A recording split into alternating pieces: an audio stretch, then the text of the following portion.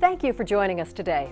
Over the course of the next half hour, Health Explorer is going to provide you with detailed educational content related to the often difficult to diagnose gastrointestinal condition known as Crohn's disease. Whether you personally are suffering from this condition or someone close to you is, we hope the information we provide not only answers your most critical questions, but also provides you with valuable insight when considering future treatment options. Crohn's disease is a chronic or ongoing disorder that causes inflammation of the gastrointestinal tract. While it primarily causes ulcerations in the small and large intestines, it can affect any part of the digestive system from the mouth to the anus. The fact that Crohn's disease can affect any part of the digestive tract is what differentiates it from another inflammatory bowel condition called ulcerative colitis. Ulcerative colitis affects the colon, which is the large intestine.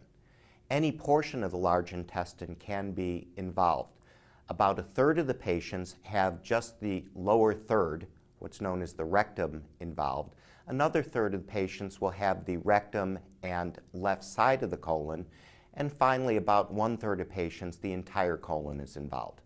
It's particularly important to make the right diagnosis between Crohn's disease and ulcerative colitis in patients that have only colonic inflammation. And the reason it's important is that once we've tried all of the medicines that we have available to us, if you're not responding or if the person isn't responding to these medicines, the next option is to have surgery. Crohn's is classified as an autoimmune disorder, meaning that the body's own immune system is what causes the damage. In a normal, healthy person, the immune system protects the body from harmful elements like bacteria, viruses, and fungi. When the immune system activates its immune cells and proteins to do battle, it causes inflammation at the site. In Crohn's disease, there is a loss of regulation of the immune system within the intestinal tract, and it cycles between periods of great activity, ulceration, and periods of relative calm or remission.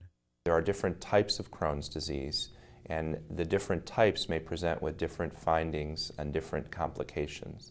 One type of Crohn's disease is inflammatory in nature, and it results in small erosions and breakdown of the lining of the bowel wall. Another type of Crohn's disease is what we call fibrostenotic, which tends to be more scar tissue forming. So the inflammation is healed by the body, but the resulting scar tissue can cause obstructive type of symptoms where the bowel is not moving properly.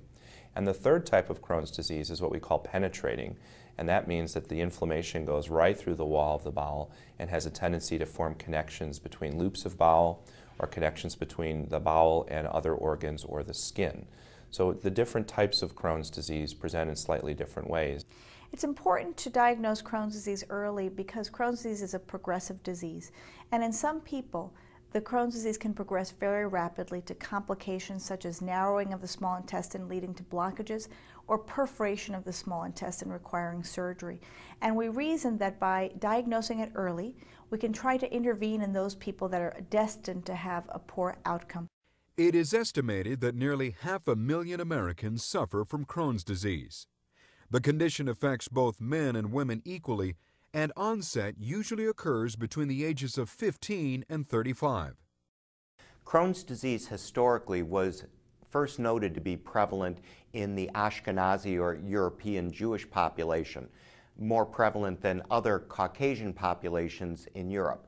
But what we've seen is that the worldwide distribution of Crohn's disease really affects all races and ethnicities.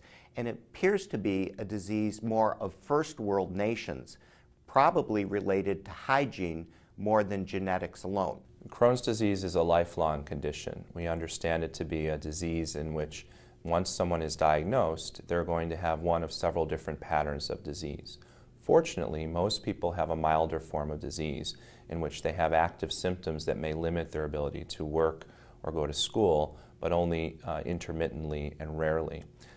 Some patients have more aggressive disease where the disease results in earlier surgery and they may end up with more disability from their condition, and those patients need more aggressive therapy as well.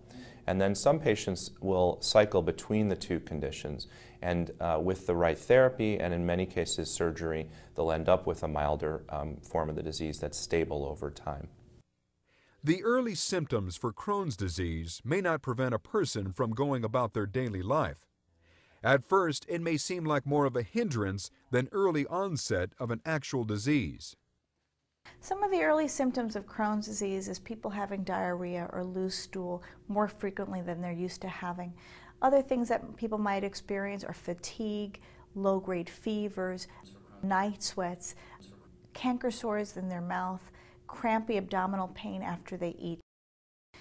As the Crohn's disease progresses, especially when it's Crohn's disease of the small intestinal diameter can get smaller and smaller. And as you might imagine, food can start getting caught in the intestine. And so sometimes people, in a way, interestingly, subliminally, don't recognize the fact that they're eating less and less, or that they're avoiding high-fiber foods in order to allow that food to go through without having pain. So people can get quite used to having to really dramatically modify their diet. And the extreme of that is that people start losing weight as a result of modifying their diet. When I was 19 years old, I came down with some symptoms that included diarrhea and heavy abdominal cramping that I tried to self-diagnose and self-medicate through homeopathic remedies. After about 6 months of unsuccessfully doing that, I had lost about 50 pounds, went down to 115, and for a guy 6'1", that's pretty severe weight loss. And then I went to my primary care doctor, who determined I had some form of inflammatory bowel disease. He scheduled me for a sigmoidoscopy, and during that they took some biopsies and were able to determine that I had Crohn's disease. Symptoms and complications of Crohn's disease will vary based on the area of the intestinal tract that is inflamed. That is why it is so important your doctor conduct the proper tests for an accurate diagnosis. There are several different procedures a physician may employ. Often, it will take a combination of tests to reach the best diagnosis of your condition. Blood work. This is when a blood sample is taken and tested for things like white and red blood cell count, sedimentation rates, low blood protein, and low blood mineral. Barium X-ray. Barium is a chalky substance that allows your organs to be seen clearly on an X-ray. It is either ingested orally so a physician can view your stomach and small intestine, or it is given via an enema so your physician can view your colon and terminal ileum. Barium allows the physician to see ulcerations, narrowing, and sometimes even fistula, which is an abnormal connection of the bowel to another organ. Colonoscopy. A colonoscopy is a procedure where a doctor uses a small, flexible viewing tube to directly analyze the rectum and the large intestine. A colonoscopy is more accurate than a barium X-ray in detecting small ulcers or areas of inflammation within the colon or terminal ileum. Biopsy. During a colonoscopy, your doctor may take a small tissue sample of the inflamed area for lab analysis. Computer-aided tomography scan. Also known as a CAT scan, this procedure utilizes computer imaging and X-ray scanning to produce a detailed image of the entire abdomen and pelvis. It is also very helpful in detecting abscesses, which are collections of pus that occur in the tissue, a cavity, or other confined area. CT enterography is a new variation of the CT scan that produces images of the intestines similar to barium X-rays.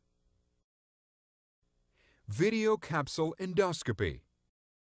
This modern electronic technique utilizes a capsule that contains a miniature camera. As the camera capsule travels through the small intestine, the video signal is transmitted back to the receiver. Your doctor is then able to analyze the images on a computer monitor. Once your physician has diagnosed what area of your gastrointestinal tract has been affected and to what extent, he may refer to the condition using different names specific to the location of the inflammation. Crohn's colitis. This is an inflammation that is exclusive to the colon. Common symptoms are abdominal pain and bloody diarrhea, but a person might also experience anal fistula or pararectal abscesses. Crohn's enteritis. This is an inflammation that is confined to the small intestine. The small intestine is made of two parts. The first part is the jejunum, and the second part is called the ileum. If the ileum alone is affected, your condition would be called Crohn's ileitis. Common symptoms are also abdominal pain and diarrhea, but obstruction of the small intestine can also occur. Crohn's terminal ileitis. This is an inflammation that affects only the very end of the small intestine, closest to the colon. As with Crohn's enteritis, common symptoms are abdominal pain and diarrhea, but obstruction of the small intestine can also occur. Crohn's enterocolitis and ileocolitis are terms used to describe when inflammation affects both the small intestine and the colon. Again, abdominal pain and diarrhea are common symptoms, and obstruction of the small intestine may occur. Okay. Approximately 20% of people with Crohn's disease develop complications around their anus. We call it perianal disease, so just a fancy word to say around their anus. And those complications can include having a fissure of the anal canal. So the anal canal is really the muscle that holds us from having stool all the time. And the sign of that is that you go to the bathroom and it's very painful to have a bowel movement and often has bleeding associated with it. So that's an anal fissure. People with Crohn's disease can also have something called anal tags. They're like big pieces of skin around the anus that you can feel when you're wiping, and they can be painful. And finally, they can have something called fistulas. And a fistula is a fancy word for a connection between the inside of the bowel to the outside of the bowel. In this case, usually from the anus or the rectum to the skin around the anus. So these are fistulas. Most people notice them because they feel like painful bumps, like you're sitting on a big pimple, and can sometimes explode and drain pus and occasionally stool or blood that comes from these fistulas, but it can be very painful. Obviously, Crohn's disease is not a condition to be taken lightly. While it is rarely fatal, the condition can significantly affect quality of life for the individual. Currently, there's no cure for this condition. However, there are a number of treatments that are utilized to try and increase periods of remission so that the intestinal tissue may heal and so that patients may live their lives without disruption.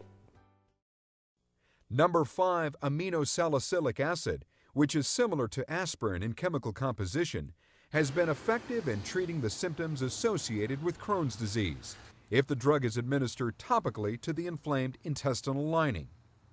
5-aminosalicylic acid, which is also known as mesalamine, can be administered either orally as pill forms or topically, and by that we mean through the rectum, as either suppositories or enemas.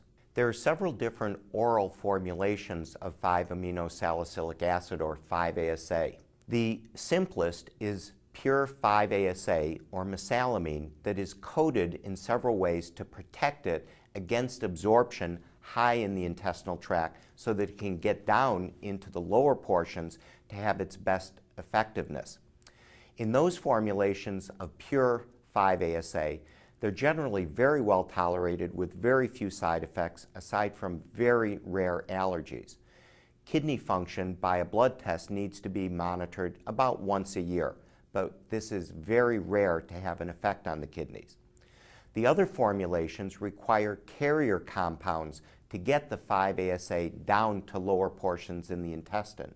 And sometimes these carriers, particularly if it's a sulfa in a compound called sulfasalazine, can cause allergic reactions such as nausea, headache, skin rashes, or just feeling malaise or fatigue. One of the other primary methods for trying to reduce the inflammation associated with Crohn's disease is the use of systematic corticosteroids. Systematic corticosteroids have been used for many years to treat patients who have moderate to severe cases of Crohn's disease.